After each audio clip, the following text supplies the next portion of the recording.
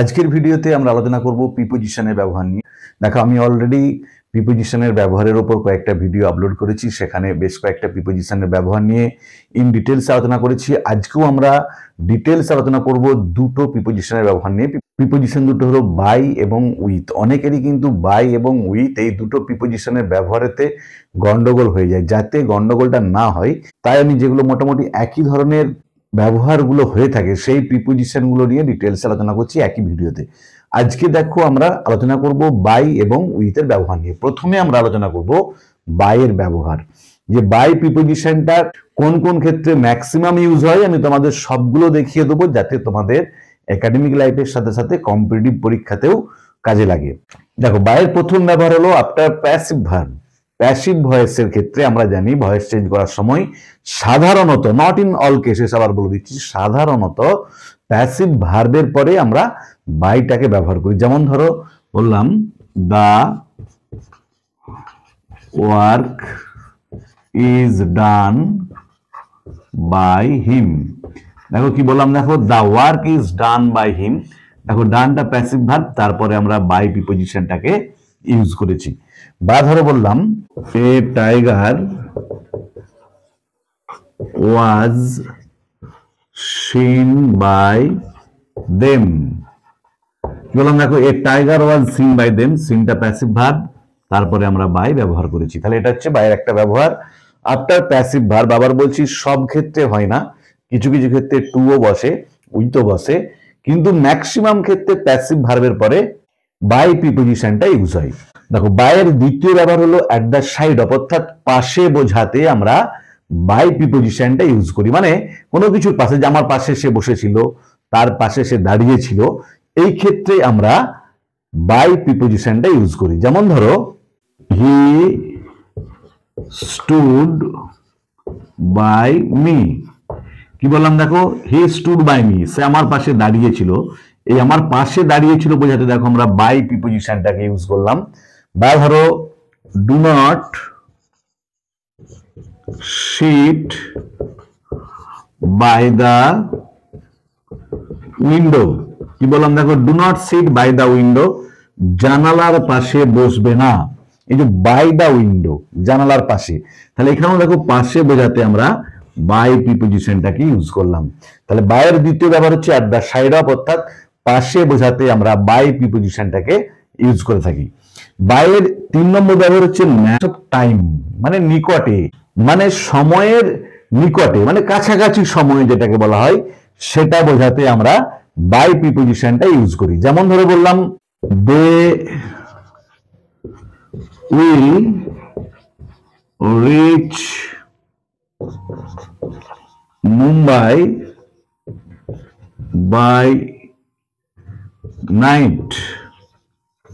কি বললাম, দেখো they will reach Mumbai by night, তারা মুম্বাই পৌঁছাবে রাত্রিতে, যে রাত্রির সময় তারা মুম্বাই পৌঁছাবে। দেখো এখানে তো এই যে সময়ের কাছাকাছি বোঝাতে আমরা বাই প্রিপোজিশনটা ব্যবহার করেছি। বা ধরো the work will be finished by Sunday. কি বললাম, দেখো the work will be finished, কাজটা সমাপ্ত হবে বাই সানডে, রবিবারকে, যে রবিবারকে কাজটা সম্পন্ন বা সমাপ্ত হবে। তাহলে যে নিয়ারনেস অফ টাইম, সময়ের নিকটে বোঝাতে যে রবিবারকে কাজটা শেষ হবে, তারা রাতকে মুম্বাইতে পৌঁছাবে, এসব ক্ষেত্রে আমরা বাই প্রিপোজিশনটা ইউজ করি। দেখো বাইয়ের 4 নম্বর ব্যবহার হচ্ছে বিফোর মিনস অফ ট্রান্সপোর্টেশন। কোনো যোগাযোগের মাধ্যমের আগে সাধারণত বাই প্রিপোজিশনটাকে ব্যবহার করা হয়। যখন আমরা এক জায়গা থেকে অন্য জায়গায় যাই, সেই যে যোগাযোগের মাধ্যমটা, সেটা বাস হোক, লরি হোক, শুধুমাত্র মনে রাখবে পায়ে হেঁটে যাওয়া বোঝাতে আমরা অন প্রিপোজিশনটা ব্যবহার করি। বাকি সব ক্ষেত্রে আমরা এই মিনস অফ ট্রান্সপোর্টেশনের আগে বাই প্রিপোজিশনটা ব্যবহার করি। যেমন ধরো বললাম I go to school by cycle. কি বললাম, দেখো আই গো টু স্কুল, আমি বিদ্যালয়ে যাই, বাই সাইকেল, সাইকেলে যাবে। দেখো এখানেতে সাইকেল এই যে মিনস অফ ট্রান্সপোর্টেশন, যোগাযোগের মাধ্যম, তার আগে আমরা বাই প্রিপোজিশনটাকে ইউজ করলাম। বা ধরো বললাম he goes to office by bus. দেখো কি বললাম, হি গোজ টু অফিস, সে অফিসে যায়, বাই বাস, বাসে করে। যে বাসটা হচ্ছে মিনস অফ ট্রান্সপোর্টেশন, একটা যোগাযোগের মাধ্যম, তার আগে আমরা বাই প্রিপোজিশনটাকে ইউজ করেছি। তাহলে যখন কোনো মিনস অফ ট্রান্সপোর্টেশন বোঝাবে, যোগাযোগের মাধ্যম, তাদের ট্রেন হোক, বাস হোক, কার হোক, সাইকেল হোক, বাইক হোক, প্লেন হোক, শুধুমাত্র পায়ে হেঁটে যাওয়া বোঝালে তার আগে আমরা অন প্রিপোজিশনটা ইউজ করব, বাকি সব ক্ষেত্রে আমরা বাই ব্যবহার করব। এবার দেখো 5 নম্বর, উইথ সাকসেশন অফ, পর্যায়ক্রমে যেটাকে বলা হয় বোঝাতে আমরা বাই প্রিপোজিশনটা ব্যবহার করি। আবার বলছি, উইথ সাকসেশন অফ মানে পর্যায়ক্রমে, এক এক করে যেটাকে বলা হয় বোঝাতে আমরা বাই প্রিপোজিশনটা ইউজ করি। যেমন ধরো, come here one by one. কি বললাম দেখো, come here one by one, এখানে এক এক করে এসো, যে একজন একজন করে এখানে এসো। এই যে দেখো পর্যায়ক্রমে, উইথ সাকসেশন অফ বোঝাতে আমরা বাই প্রিপোজিশনটাকে ইউজ করেছি। বা ধরো আর একটা এক্সাম্পল দিচ্ছি, he is improving day by day.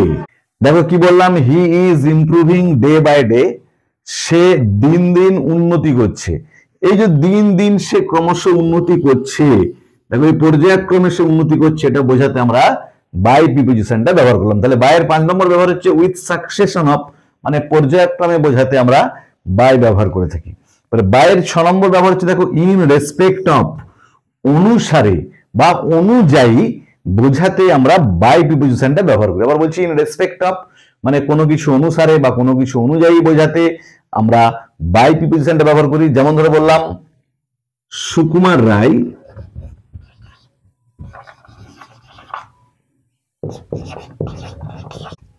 is a poet by blood। কি বললাম দেখো, Sukumar Roy is a poet by blood, যে সুকুমার রয় বংশগতভাবে একজন কবি। আমরা জানি সুকুমার রায়ের বাবা মানবপুরুষ কবি ছিলেন, তাই বাই ব্লাড বংশগতভাবে সুকুমার রায় একজন কবি। বা ধরো বললাম, he is a soldier by blood, যে সে বংশগতভাবে একজন সৈনিক, মানে তার পূর্বপুরুষরাও সৈনিক ছিলেন, তাই বলছি সে বংশগতভাবে একজন সৈনিক। তাই আমরা দেখো বাই প্রিপোজিশনটাকে ব্যবহার করেছি, যেখানে ইন রেসপেক্ট অফ অনুযায়ী, যে সে বংশ অনুযায়ী একজন সৈনিক, সে বংশ অনুযায়ী একজন কবি বোঝাতে আমরা বাই প্রিপোজিশনটা ব্যবহার করলাম। দেখো আমরা এতক্ষণ বাইয়ের ইম্পর্টেন্ট যে 6টা ব্যবহার, মানে যে 6 ক্ষেত্রে আমরা বাইকে ব্যবহার করতে পারি তা নিয়ে ডিটেলস আলোচনা করলাম। এখন উইথ প্রিপোজিশনটার ব্যবহার নিয়ে ডিটেলস আলোচনা করব। দেখো উইথের প্রথম ব্যবহার হচ্ছে in the company of somebody, কারোর সঙ্গে বোঝাতে, যে কোম্পানি অফ সামবডি মানে টুগেদারনেস, একসাথে বোঝাতে, কারোর সঙ্গে বোঝাতে আমরা উইথ প্রিপোজিশনটা ব্যবহার করি। যেমন ধরো বললাম, he lives with his parents. কি বললাম দেখো, হি লিভস সে বাস করে, উইথ হিজ প্যারেন্টস তার বাবা মায়ের সাথে। এই যে বাবা মায়ের সঙ্গে বোঝাতে দেখো আমরা উইথ প্রিপোজিশনটা ব্যবহার করলাম। বা ধরো, she is playing with her friends. কি বললাম দেখো, শি ইজ প্লেইং সে খেলা করছে, উইথ হার ফ্রেন্ডস তার বন্ধুদের সাথে। এই যে দেখো বন্ধুদের সঙ্গে বা সাথে, in the company of her friends বন্ধুদের সঙ্গে বোঝাতে আমরা উইথ প্রিপোজিশনটা ব্যবহার করেছি। উইথের দ্বিতীয় হচ্ছে ডুইং ওয়ার্ক, কোনো কাজ করা, ইউজিং ইনস্ট্রুমেন্ট কোন যন্ত্রের বস্তুর সাহায্যে, মানে মানুষ ছাড়া অন্য কোনো কিছুর সাহায্যে কোনো কাজ করা বোঝাতে আমরা উইথ প্রিপোজিশনটা ব্যবহার করি। আর যদি সেটা মানুষের দ্বারা কাজটা হয় তখন আমরা বাই ব্যবহার করি। যেমন ধরো, কাট দা অ্যাপল উইথ এ নাইফ। কি বললাম দেখো, কাট দা অ্যাপল, আপেলটাকে কাটো, উইথ এ নাইফ একটা ছুরি দিয়ে। দেখো এটা ছুরি দিয়ে, ছুরিটা মানুষ নয়, একটা মেটেরিয়াল, একটা পদার্থ বা একটা ইনস্ট্রুমেন্টও বলতে পারো, যার সাহায্যে আমরা কাটবো, তাই এটাকে আমরা উইথ ব্যবহার করেছি। বা ধরো draw the picture with a pencil.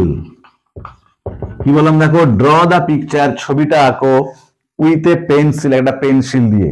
তাহলে এক্ষেত্রেও দেখো আমরা পেন্সিল দিয়ে বা পেন্সিলের দ্বারা বোঝাতে আমরা উইথ ব্যবহার করলাম। পেন্সিলটাও কিন্তু একটা মেটেরিয়াল, এক্ষেত্রেও কিন্তু মানুষের দ্বারা বোঝাচ্ছে না বলে কিন্তু আমরা উইথ প্রিপোজিশনটা ব্যবহার করলাম। তাহলে যখন কোনো কাজ করা হবে মানুষ ছাড়া অন্য কোনো কিছুর দ্বারা, কোনো বস্তু, কোনো পদার্থ বা কোনো ইনস্ট্রুমেন্টের দ্বারা বোঝাবে, সেক্ষেত্রে আমরা উইথ প্রিপোজিশনটা ব্যবহার করব। উইথের 3 নম্বর ব্যবহার হচ্ছে ম্যানার, কোনো একটা আচার বা অভ্যাস বোঝাতে আমরা উইথ প্রিপোজিশনটাকে ব্যবহার করি। যেমন ধরে বললাম, হি accepted the gift with pleasure. দেখো কি বললাম, হি অ্যাকসেপ্টেড দ্য গিফট, সে উপহারটা গ্রহণ করেছিল উইথ প্লেজার, আনন্দ সহকারে। যে আনন্দ সহকারে, ম্যানারটা কেমন না, প্লেজার, আনন্দ সহকারে, সেক্ষেত্রে আমরা উইথ প্রিপোজিশনটাকে ব্যবহার করলাম। বা ধরো they left the place with sorrow. কি বললাম, দে লেফট দ্য প্লেস, তারা জায়গাটা ত্যাগ করেছিল উইথ সরো, দুঃখের সাথে। দেখো এটাও একটা ম্যানার, অবস্থা কিরকম, দুঃখের সঙ্গে তারা জায়গাটা ত্যাগ করেছিল। এক্ষেত্রেও দেখো আমরা উইথ প্রিপোজিশনটাকে ব্যবহার করেছি। দেখো উইথের 4র্থ ব্যবহার হচ্ছে কি, টু ফিল আপ সামথিং। যখন কোনো কিছু আমরা পূরণ করা বোঝাবো, সেক্ষেত্রে আমরা উইথ প্রিপোজিশনটা ব্যবহার করি। যখন কোনো কিছু পূরণ করা বোঝাবো, সেক্ষেত্রে আমরা উইথ প্রিপোজিশনটাকে ইউজ করব। যেমন ধরে বললাম, fill in the blanks with proper articles. কি বললাম দেখো, ফিল ইন দ্য ব্ল্যাঙ্কস, শূন্যস্থানটা পূরণ করো উইথ প্রপার আর্টিকেলস, উপযুক্ত আর্টিকেল দিয়ে। দেখো এক্ষেত্রে আমরা উইথ প্রিপোজিশনটাকে ব্যবহার করেছি। বা ধরো আরেকটা এক্সাম্পল দিচ্ছি, fill the glass with water. কি বললাম দেখো, fill the glass with water, গ্লাসটাকে পূর্ণ করো জল দিয়ে। এক্ষেত্রেও দেখো আমরা উইথ প্রিপোজিশনটা ব্যবহার করেছি পূরণ করার ক্ষেত্রে।